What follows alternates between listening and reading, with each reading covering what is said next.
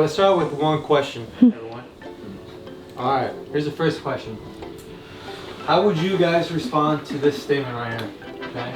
Let's say someone makes this comment which says, "You really believe those fairy tale stories of a great flood, a giant boat with animals, a man being swallowed by fish, and cities being destroyed by fire, please?" How could you believe those stories? That your Bible or our Bible, our book says it. How would you respond to that? I'm sure you guys have heard people actually say this comment before where they make fun of the stories in the Bible. Alright, how would you respond to that? Anyone? Asking those 3 questions that we looked over yesterday. What do you mean? I forgot what the second one was. Okay. And then Evidence, I think. Evidence. Are you open to evidence? And see what point of view or what thought process they have in order for them to come up with that statement. What if they ask you for evidence? Cities being destroyed by fire. That's proven. That's Sodom and Gomorrah. That's been proven. The flood's been proven as well. Mm-hmm. And then the man fish, I'm not too sure about that one. Jonah. I mean, that one city repented, so I mean, I guess so.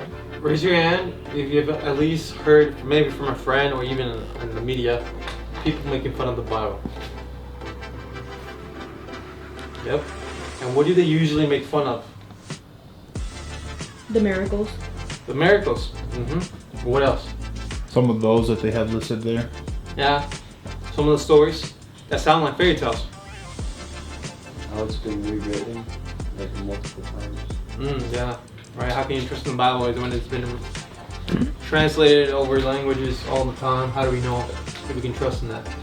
But right now we're gonna focus on today's topic specifically. Right. We've covered before evidence of the New Testament, but now today we're gonna cover the evidence of what? Anyone can guess? Noah's Ark? Exactly, but where? The Old where is that? Testament. Exactly, the Old Testament. Now, That was horrible. they're both, they always come together. The Old Testament is stories of this coming Savior, right? Prophecies of this coming Savior. And then the New Testament is when actually the Savior came, and that's Jesus. All right? And so we're gonna see those two. Now let me ask you guys, what language was the Old Testament written? Greek. Hebrew. No, Hebrew. Hebrew. Yeah. Now, what language was the New Testament written? Greek. So, like I said, if we believe that Jesus rose from the dead, which we do, right? We've seen the evidence. We also have to believe in the Old Testament because Jesus talked about the Old Testament all the time, okay? He'd always made reference from there. So we ought to know both sides of the story, the Old Testament and the New Testament. So we're gonna start off with this story, right? We're gonna start off with the story with Sodom and Gomorrah. What do you guys know about it? It was a sinful city. It was a sinful city, yeah. What else? Gays. Okay, there's homosexuality. What else? That's It like got the big burned one. down. They got burned. Okay, what else? God warned them. God brought judgment. Okay, what else? He warned a group of a family of Christians before. His wife got turned into stone. To a pillar of salt. Yep. Yeah. Mm-hmm. Isn't it because she turned around? Yeah. Mm-hmm. We're gonna read the story. What's his name? Lot? Lot. Yep. And then no, not perfect. That's great mythology. Wait, so Jesus was there though? No. Like he was watching from Yeah, afar? Mm-hmm. When remember he was with Abraham. But we're gonna read the story. All right. Wait, but before we go into the story, Jesus talked about the story of Sodom and Gomorrah. In Luke chapter 17, it says, "Likewise, just as it was in the days of Lot, they were eating and drinking, buying and selling, planting and building. But on that day when Lot went out from Sodom, fire and sulfur rained from heaven and destroyed them all. So will it be on the day when the Son of Man is revealed." So here Jesus talking to the disciples, he's saying, you guys know what happened to Sodom and Gomorrah when judgment came upon those cities? It's gonna be like that, those days. It's gonna be just like that in the last days. All right. So he's making that reference from that story of Sodom and Gomorrah. Now, who were Sodom and Gomorrah. Lot and his family were the only family living in the city that were righteous, meaning they were living faithful to God.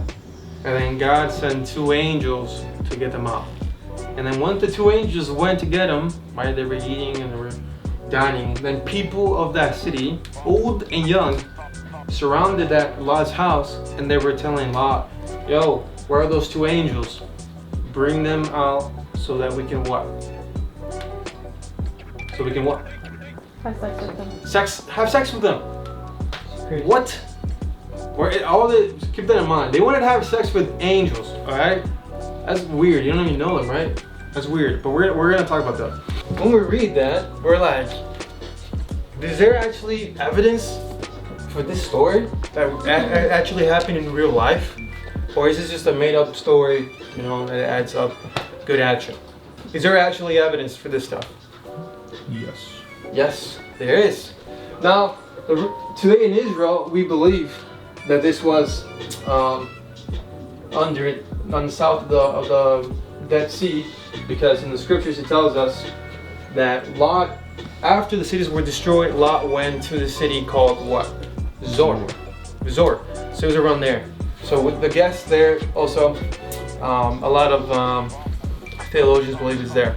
Another reason why they also believe it is there, because one of the Jewish antiquities, one of the Jewish historians also says that there's also remainings of the city of Sodom and Gomorrah.